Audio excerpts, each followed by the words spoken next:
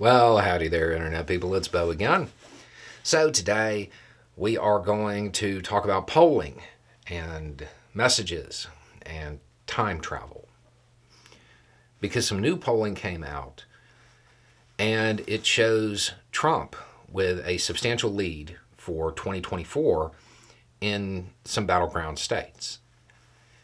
And it prompted a whole bunch of messages. And the funny part about it was that most of them actually included the phrase, "I know you say polling this far out doesn't matter, but," or some variation of that. Because I have said that enough at this point where people know that that's going to be my response. Polling this far out is irrelevant. It's only useful as a gauge for primaries and fundraising and stuff like that. It is not predictive of the actual election. I've said that a lot, but I don't know that I've ever really demonstrated it.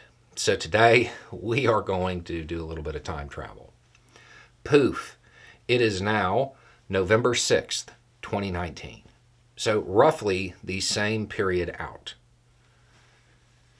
The polling that came out today says that the expectation is that Trump wins the 2020 election, and 56% of Americans believe that. Now, that's a little bit of a different kind of polling, obviously. That's the impression that Americans have.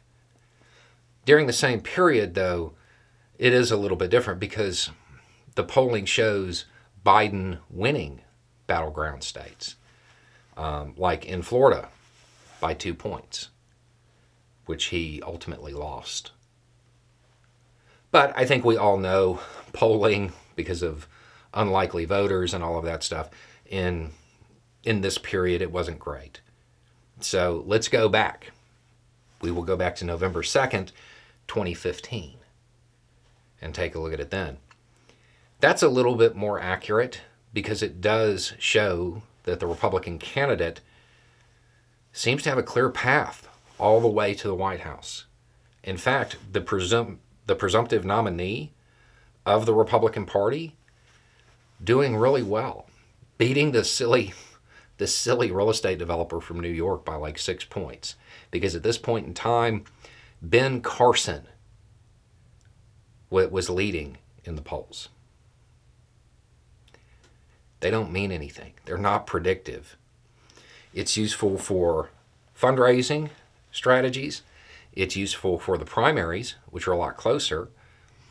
It's useful for adjusting party platforms and positions and stuff like that.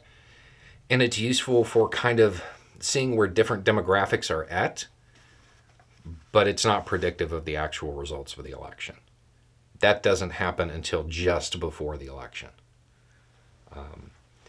They're worth paying attention to because what it does show is that Biden needs to up his game in these particular states with the demographic of people who still take phone calls from people they don't know and take surveys. I don't know how big that demographic is, but he needs to work on it. It's not predictive. Polling is going to get further and further off until there is a method of getting something that's a little bit more representative. Because current polling methods are very self-selecting. And it will tend to skew towards the conservative side of things. Again, always irrelevant this far out. Doesn't matter. Useful for certain things, useful to keep an eye on, but it is not predictive of the actual results of the election. Anyway, it's just a thought. Y'all have a good day.